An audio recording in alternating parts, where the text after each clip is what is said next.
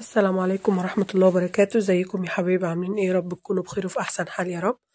معكم سلوى الصديق لفرش العرايس. قبل ما نبتدي الفيديو ريت نصلي على الحبيب المصطفى صلى الله عليه وسلم. اللهم صل وسلم وزد وبارك عليك يا حبيبي يا رسول الله. معنا النهارده شقة عروسة جديدة، يا رب الشغل فيها يعجبكم. شقة عروستنا النهارده من مدينة دمياط، من منطقة العصر. عروستنا النهارده بنوتة وحيدة، ربنا يسعدها يا رب ويهنيها. من بداية شقة عروستنا كده نقول بسم الله ما شاء الله لا قوة إلا بالله، وندعي لها بالبركة والهنا والسعادة. من دخلة الباب كده كان معانا الصالون، كان باللون الكافيه. بسم الله ما شاء الله لا قوة إلا بالله. كان مكون من الكنبة الكبيرة وأربع كراسي فوتيه، بسم الله ما شاء الله. كان ناقص بس إن احنا نفرش السجاد، لأن كان سجاد الشقة كلها ما كانش إلا سجادة الصالون اللي موجودة، فما فرشناهوش. هنا كان ورا الباب كده الجزامة، وكان عليها مراية كده بسم الله ما شاء الله، حطيت لها الفوانيس بقى والاستقبال رمضان بعد الأنتيكات. هنا كان النيش بتاعها بسم الله ما شاء الله. تعالوا نشوف محتوياته مع بعض. عملت لها كده من فوق كاسات وطقم شربات في النص، وعلى الجنبين كده كاسات وطقم جيلي، بسم الله ما شاء الله. ومن تحت بقى الطقم الصيني بتاعها، كان اللهم بارك جايبة طقم صيني عدده كبير، وفي النص كده طقم صيني صغير يعني، ومن تحت بقى حطيت لها طقم شوربة وباقي طقم الصيني. قولوا لي رأيكم كده في رص النيش. هنا السترة دي بتودينا على المطبخ والحمام، وكان جنبها غرفة الأطفال. ومن الناحية دي كده جنب الباب جنب الصالون كان باب غرفة النوم. تعالوا نشوف محتوياتها. هنا كانت مكونة بقى من التسريحة والغرفة والسرير والدولاب، بسم الله ما شاء الله. عملت لها اللحاف كده بالشكل ده زي ما حضراتكم شايفين، وحطيت لها بس المنديل بتاعها كاتب بالكتاب. عروستنا النهاردة كانت مس انجلش، وكانت ذوقها هادي ورايق ومش عايزة أي بهرجة. ربنا يسعدها يا رب ويهنيها ويرزقها الذرية الصالحة، اللهم آمين. هنا الضرفة الأولانية عملت لها فيها كده بعض المفروشات الملايات بتاعتها وشنط الخروج وبعض الكوفرتات، وكده اللبس بتاعها الشتوي، بسم الله ما شاء الله. واللبس المتعلق هنا. الضرفة التانية بقى تعالوا نشوف محتوياتها مع بعض. كان العفش بتاعها كان خشبي، دي تاني عروسة أشوف عندها نفس اللون ده. هنا عملت لها فوط وبرضو بعض الكوفرتات، وهنا اللبس الصيفي بتاعها، اللهم بارك. وسبت الرفين دول للعريس، ربنا يسعدهم يا رب ويهنيهم. فرشت لها الكوفرتة السوفت على السرير، وعملت لها اللحاف بالشكل ده. هنا التسريحة كانت رايقة كده، وحطت لها كل حاجتها في الأدراج زي ما حضراتكم شايفين كده. وزعت لها كل الحاجات الخاصة بتاعتها كده، اللهم بارك. حتى الشنطة بتاعت الميك اب دي، ما هي مش حابة أي حاجة على التسريحة، حطيناها في الأدراج كده. عملت لها كده منظمات حطينا لها فيها التوك بتاعتها والحاجات الخاصة. ربنا يسعدها يا رب ويهنيها. ما تنسونيش بقى في اللايك والاشتراك في القناة، وتشيروا الفيديو كتير علشان كل العرايس تشوفه وتاخد منه أفكار، وتدعوا العروسة كتير في الكومنتات عشان هي ذوق وطيبة أوي وعسل. ربنا يسعدها يا رب، وكانت عشرية جدا واجتماعية أوي. هنا غرفة الأطفال بقى اللي كانت جنب المطبخ والحمام. فرشت لها الحفا الأطفال كده على السراير. وهنا كانت الدولاب كان مكون برضو من الدولاب والسرير والكومود وكان مكتب ما شاء الله. كان لون الحفا بتاعتها كان جميلة قوي. هنا عملت لها كده رف فوط كبيرة، وعملت لها تورتاية بالفوط كده. ومن تحت كان لبس العريس المتعلق، وعملت من تحت الكوفرتات دي والبطاطين، ودفاية كبير بالسر الكبير.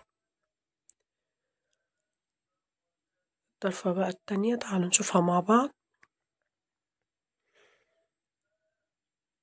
هنا برضو عملت بعض الفوط كده والكوفرتات بقى بتاعت الأطفال، وكوفرتات برضو للسرير الكبير، ومن فوق عملت لها الملايات كده وعملت لها رفرفات كبير، وبعض بقى المفروشات بتاعتها الأطفال والملايات الزيادة. بسم الله ما شاء الله، ربنا يسعدها يا رب وتدوم بحاجتها في الهنا والبركة والسعادة. طبعا أنا ما صورتش يعني إن احنا نمشي في الشقة كده، لأن كان في بعض الحاجات لسه في الصالة ما خلصتش، وعلشان برضو ما فرشناش السجاد. هنا المطبخ بتاعها كان محندق وصغير كده، بس ما شاء الله احنا برضو قد التحدي. وشوفوا بقى احنا عملنا ايه في المطبخ. كان بس معانا التقفيلة دي واللي فوق الحوض. عملت لها هنا الضرفة دي للزجاج، عملت لها بعض الكوبايات كده والكاسات. طبعا هي عالية مرتفعة جدا للسقف زي ما حضراتكم شايفين كده. بسم الله ما شاء الله، جمعت لها فيها كل الكوبايات بتاعتها. انا طبعا مش طايله ان انا اصور. الضرفه دي عملت لها فيها الحله الستيل بتاعتها الكبيره، والصواني الالومنيوم من فوق، وبرضو هنا حله الجرانيت كبيره. الكاسات دي حاولت يعني ان انا اقربها لها كده جنب ايديها. هنا عملت لها كوفي كورنر صغير كده على الترابيزه الصغيره دي، بتتقفل وتتفتح عشان توسع عليها يعني في المطبخ. زي ما حضراتكم شايفين المساحه. هنا الغساله بتاعتها جنب الحوض، وهنا عملت لها طقم التوابل وطقم التوزيع وطقم معالي.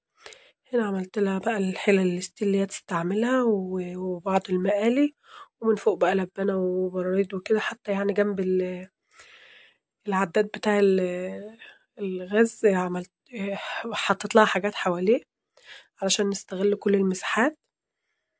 هنا الرشاقة بتاعتها عملت لها طقم العشاء بتاعها، برضو بعض الكوبايات تستعملها بقى جنب ايديها، وحطت لها برضو اطباق في الرشاقة اللي هي البلاستيك دي.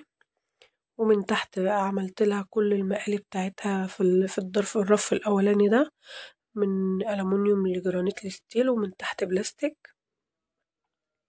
الرفين اللي تحت بلاستيك. هنا من الناحية دي الصواني بقى جرانيت والجريل الدبل وبعض المقالي برضو، ومن تحت خالص البلاستيك زي ما حضراتكم شايفين.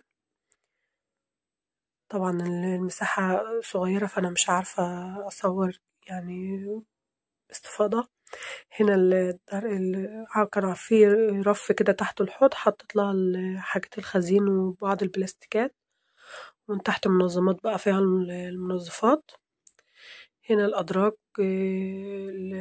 المنظم ده كان تحته يعني حاجات برضو، لأن كان المنظم مش كبير على الدرج. ومن تحت نفس الفكرة برضو زي ما حضرتك شايفين، وزعت لها كل الرفايع بتاعتها. هنا بقى الضرفة دي عملت لها كل الأجهزة الكهربائية بتاعتها كده في رف، ومن فوق بعض الصواني وطقم ستيل وطقم الرحلات وهنا عملت لها بقى الخلاط والكبة بتاعتها والهاند بلندر والميزان، كل الأجهزة بتاعتها في الضرفة دي. ربنا يسعدها يا رب ويهنيها ويوسع عليهم يا رب، اللهم آمين. هنا كان جنب غرفة النوم كانت الليفينج بتاعها، كان بالركنة كده حرف ال باللون الكافيه. بسم الله ما شاء الله لا قوة إلا بالله. وكان مقابل لها الشاشة كده. يا رب يسعدهم ويهنيهم، هي تستاهل كل الخير. ربنا يسعدها يا رب ويصلح لها حالها ويرزقها الذرية الصالحة، اللهم آمين، وأشوفها على خير دايما. لو الشغل في شقة عروستنا النهاردة عجبكم متنسونيش في اللايك والاشتراك في القناة، وتدعولي كتير في الكومنتات، وتدعوا للعروسة بالبركة والهنا والسعادة، وتصلوا على الحبيب المصطفى كتير في الكومنتات. كل عام وحضراتكم بخير بمناسبة حلول شهر رمضان المبارك. ربنا يعيد علينا باليمن والبركات، وعلى الأمة الإسلامية جميعا يا رب العالمين. وأشوفكم إن شاء الله على خير في شقة عروسة جديدة وفي فيديو جديد. والسلام عليكم ورحمة الله وبركاته.